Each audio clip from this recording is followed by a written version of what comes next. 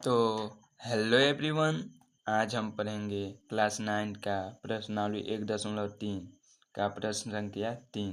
इसमें कहा क्या है, निम्नलिखित को पी बाई क्यू के रूप में व्यक्त कीजिए। मतलब पी बाई क्यू के मतलब परिमेय संख्या में बदलना है।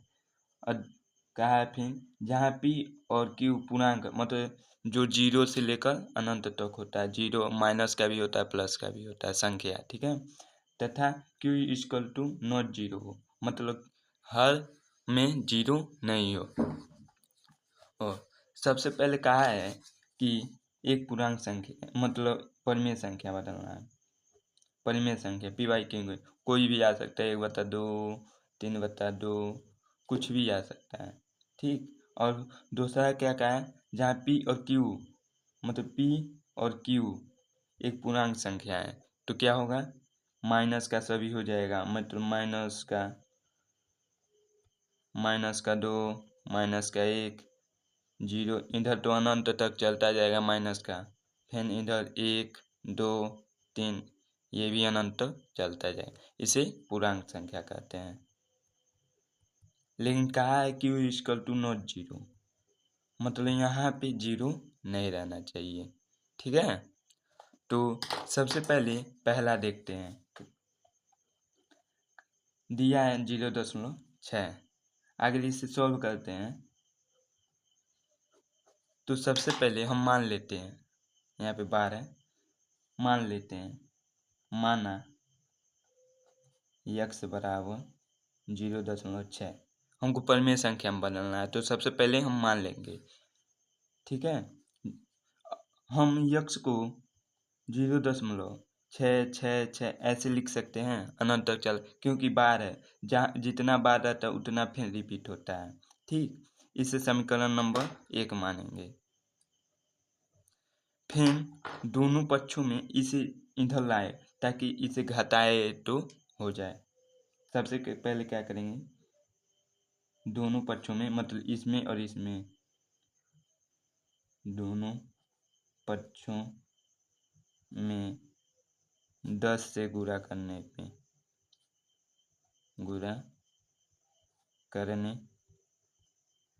पर तो क्या करेंगे, अगर 10 से गुणा करते हैं, मान लो ये है ना x बराबर 0.666, इसमें अगर 10 से गुणा करें और इसमें 10 से गुणा करें, ठीक, तो क्या होगा, यहाँ पे 10x हो गया, 10 का गुणा इसमें x के करेंगे और यहाँ पे 10 का करेंगे तो 1 6 इधर आ जाएगा बराबर में, तो 6.666 ऐसे होगा, ठीक। तो क्या हो गया, 10x बराबर 6.666 ऐसे रिपीट होता। इससे समीकरण नंबर 2 मांग लेंगे, ठीक। वही उतारे हैं, ठीक। अब इन दोनों क्या करेंगे, इस समीकरण को और इस समीकरण को माइनस करेंगे। मतलब समीकरण 2 में से हमेशा 2 में से 1 को घटाना है, 2 - 1 ऐसे भी लिख सकते हैं और ऐसे भी लिख सकते हैं। समीकरण 2 में से 1 को घटाने पर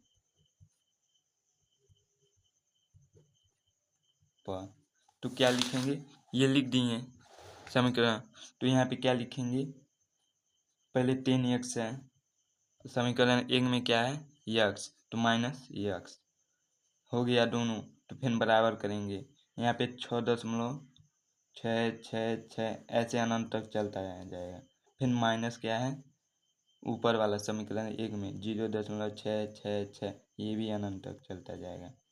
अगर हम ये जो समीकरण है 10x में से x को घटाएं तो कितना बचेगा, 9x, ठीक। और अगला में यहाँ पे क्या कहा है, 6.666 ऐसे अनंत तक है और 0.666 ऐसे घटाएं माइनस करें तो ये तो मान लो 6 में से 6 सब जाएगा तो 0 0 0 0, तो इसे नहीं लिखना। और 6 में 0 जाए 6, मतलब 6 इससे बचेगा, ये सारा कट जाएगा, ठीक। तो यहाँ पे हो गया 9x बराबर, यहाँ पे हो गया 6, ठीक। अब अगर 9 को यक्स को अकेले करना है तो 9 को उधर पक्षांतर करेंगे तो गुणा है तो इधर भाग हो जाएगा 6+9। अब इसे काट सकते हैं, मतलब 3 से काटा जाएगा। 3 तिरिकी 9, 3 दूनी 6 तो 2/3। यही हम लोग का P/Q में हो गया। ठीक, यही हम लोग का आंसर है। ठीक, अब अगला भी इसी प्रकार का है। उसमें क्या किया है, 0.47 दिया है और 7 पे सिर्फ बार दिया है। तो सॉल्व करेंगे, इसे भी पहले मान लेंगे। क्या मानेंगे, माना x बराबर 0.47, 7 पे बार लगा देंगे। इसे ऐसे भी लिख सकते हैं 0.477, क्योंकि 7 पे ही सिर्फ बार है तो 777 ऐसे लिखेंगे, चलते जाएंगे अनंत तक। इसे समीकरण नंबर 1 मान लो। फिर दोनों पक्षों में जब अब देखो 4 को इधर लाओगे तो 7 रहेगा, तो माइनस करने में दिक्कत हो। -4 ही को 10 ही बार मिला दो। दोनों पक्षों में 10 से गुणा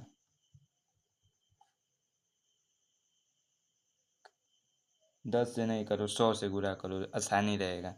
से गुणा करने पर ठीक, तो क्या होगा, यहाँ पे जब गुणा करेंगे ठीक उसी प्रकार ऊपर वाले तो यहाँ पे हो गया 100x और बराबर इसमें करेंगे तो 4 7, फिर दशमलव आएगा 777, इसी प्रकार चलता जाएगा अनंत तक। इसे समीकरण नंबर 2 मान लो। अब समीकरण 2 में से 1 को घटाने पर, समीकरण 2 में से 1 को घटाने पर ठीक, तो क्या हो गया 100x -x, फिर बराबर में 47.777, यह अनंत तक चलता जाएगा। फिर दूसरे में क्या है 0.47, मतलब पहला समीकरण का ऊपर वाला लिखेंगे 7 ये भी अनंत तक चलता जाएगा। ठीक, अब वो जो दिया है मान लो 100x -x, फिर बराबर में दिया था, कितना दिया था 47.777, ये अनंत तक चलता जाएगा। फिर माइनस में क्या था 0.4777। ठीक, अब इसे माइनस करेंगे तो यहाँ पे 100 में से x को घटाएंगे तो 99x हो जाएगा। बराबर में क्या होगा, अब इसमें से इसमें घटाएंगे, मान लो 47.777 में से 0.477 घटाएंगे तो क्या होगा, ये 7 में तो कटेगा तो 0 हो जाएगा। तो इस यहाँ पे कटेगा, 7 में से 4 जाए कितना होगा 3, और 0 का ये कोई वैल्यू नहीं है इधर का। फिर दशमलव है, फिर वही 47 आ जाएगा, तो यहाँ पे क्या आएगा 47.3। ठीक, तो हम लिख लेंगे 99x बराबर 47.3। अब इसे इधर पक्षांतर करेंगे 99 को, तो हो जाएगा 47.399। ठीक, अब अगर दशमलव के यहाँ पे हटाना है तो हम लोग लगा सकते हैं 47.3, फिर 10 से मल्टीप्लाई कर दो यहाँ पे तो हट जाएगा, यानी 0 यहाँ पे लग जाएगा। यही आंसर होगा। और कट रहा है तो काट दीजिए, नहीं कट रहा है तो रहने दीजिए। ठीक सर, यही हमारा P/Q में हो गया। ठीक, यही आंसर होगा। अब तीसरा देखेंगे क्या कहा है। तो तीसरा क्वेश्चन है हमारा 0.001 के बाद। ठीक, इसी को भी उसी प्रकार करेंगे सॉल्व।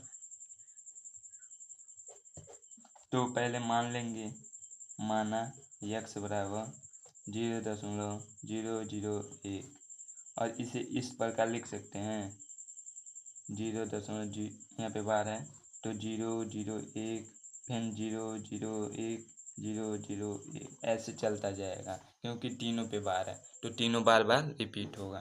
ठीक, तो समीकरण नंबर 1 इसे मान लो। फिर दोनों में इन सबको इधर लाओ ताकि घटाने में कोई घटपन नहीं रहे।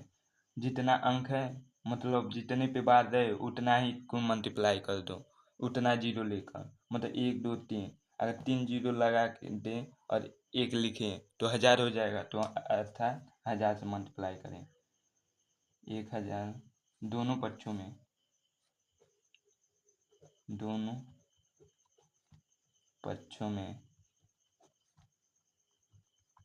1000 से गुणा करने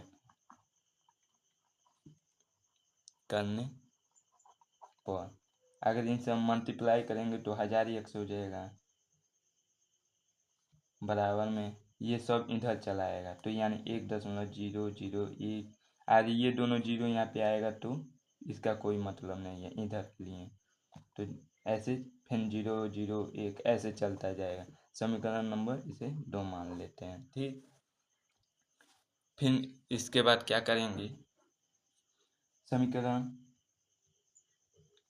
2 में से 1 को घटाएंगे तो क्या होगा 10x मतलब 1000x माइनस x हो जाएगा और इधर क्या हो जाएगा 1.001 ऐसे अनंत तक चलता जाएगा। ये 0.01 ये अनंत तक चलता जाएगा। फिर माइनस करेंगे, ऊपर वाला लिखेंगे समीकरण 1 में का 0.001 अब इनको घटाएं तो 1000 में से x को घटाएं 1000x में तो 999 x बचेगा, बराबर। ठीक उसी प्रकार जैसे 1.001 ये अनंत फिर 0.001 तो ये तो कट जाएगा सब, तो 1 में से 0 जाए 1 बचा, यहाँ पे 1 बचेगा। तो अगर 999 को उधर पक्षांतर करें तो 1/999 होगा। तो यही PYQ के रूप में होगा, यही हमारा आंसर होगा। ठीक, उम्मीद होगा ये वीडियो अच्छा लगा होगा, तो मेरे चैनल को सब्सक्राइब कीजिए। मेरे चैनल का नाम है एजी कोचिंग सेंटर। तो मिलते हैं अगली वीडियो में। धन्यवाद।